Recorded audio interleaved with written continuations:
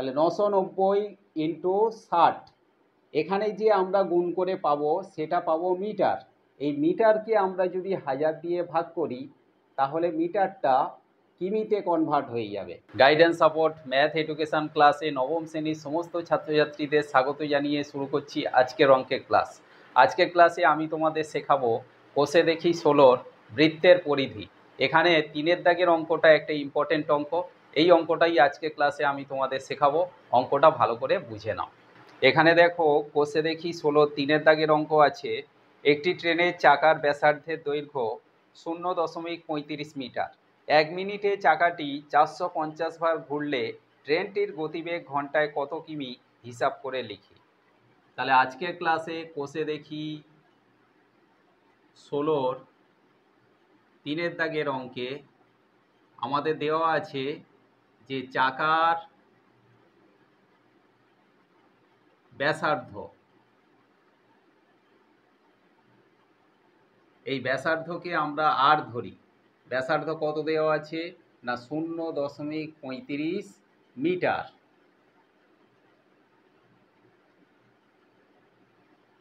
এইটা চাকাটার ব্যাসার্ধ। তাহলে চাকার পরিধি কত?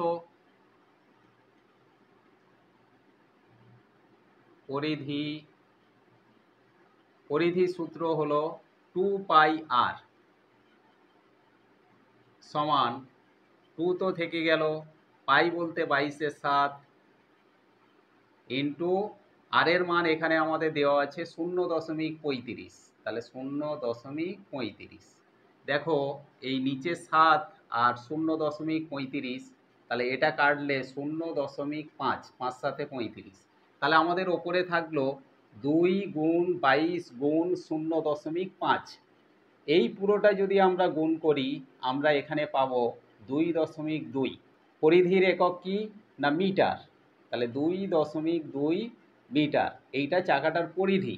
পরিধি বলতে মনে করো এইটা একটা ট্রেনের চাকা, এখান থেকে এই যে দূরত্ব এটাকেই বলা হচ্ছে পরিধি। তাহলে পরিধিটা আমরা কত পেলাম না 2.2 মিটার। আর এই চাকার ব্যাসার্ধ দেওয়া ছিল কেন্দ্র থেকে পরিধি পর্যন্ত দূরত্ব, এটা 0.35 মিটার। এখন প্রশ্ন হচ্ছে যে ট্রেনের চাকাটা 1 মিনিটে 450 বার ঘুরপাক খায়, এটা পার মিনিট। তাহলে ট্রেনটার গতিবেগ ঘন্টায় কত? তাহলে এখান থেকে আমরা দেখতে পাচ্ছি এই যে চাকাটা যদি একবার আবর্তন করে তার মানে চাকাটা কত পথ যাবে না 2.2 মিটার। তাহলে এখানে আমরা লিখব যে চাকাটি 1 মিনিটে আবর্তন করে মানে ঘোরে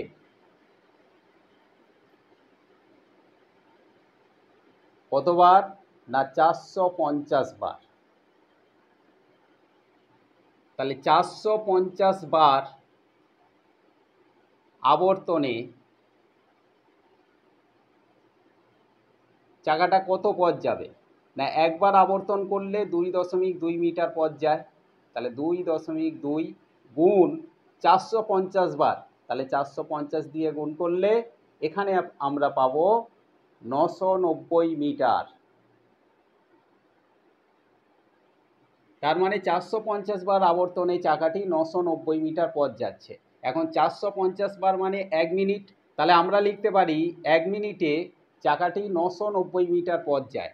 তাহলে আমরা লিখব চাকাটি 1 মিনিটে যায় 990 মিটার কি পথ একবার ঘুরলে। তাহলে চাকাটা 60 মিনিটে কতবার যাবে? যেহেতু আমাদের ট্রেনের গতিবেগ নির্ণয় করতে বলা হয়েছে, তাহলে গতিবেগ সবসময় ঘন্টায় হয়। তাহলে 60 মিনিট মানে 1 ঘন্টা, 990 মিটার। তাহলে 990 ইন্টু 60, এখানে যে আমরা গুণ করে পাবো সেটা পাবো মিটার। এই মিটারকে আমরা যদি 1000 দিয়ে ভাগ করি তাহলে মিটারটা কিমিতে কনভার্ট হয়ে যাবে। তাহলে এখানে দেখো একটা শূন্য, আবার এই নিচের একটা ওপরের একটা শূন্য, তাহলে উপরে আমাদের থাকলো 99 ইন্টু 6, নিচে থাকলো 10। তাহলে 99কে 6 দিয়ে আমরা গুণ করলে 6 9 54 4, হাতে রইল 5, 6 9 54 আর 5-এ 59 বাই 10। 594কে 10 দিয়ে ভাগ করলে আমরা এখানে পাবো 59.4। এটা তাহলে কি পাবো না কিমি, যেহেতু মিটারটা কিমিতে কনভার্ট হয়ে গেল 1000 দিয়ে ভাগ করার জন্য। তাহলে এই যে 59.4 কিমি, এটা ট্রেনটা 60 মিনিটে যাচ্ছে, তার মানে ট্রেনটার গতিবেগ ঘন্টায় 59.4 কিমি। তাহলে আমরা লিখব অতএব ট্রেনটির গতিবেগ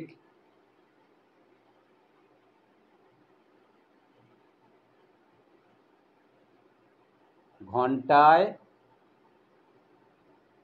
59.4 কিমি। এটাই ছিল আমাদের আজকের অঙ্কের অ্যান্সার। আশা করি আজকের ক্লাসে এই যে পরিধির অঙ্কটা বুঝতে কারোর কোনো অসুবিধা রইল না। সবাই অঙ্কটা ভালো করে প্র্যাকটিস করো। দেখা হচ্ছে পরবর্তী ক্লাসে।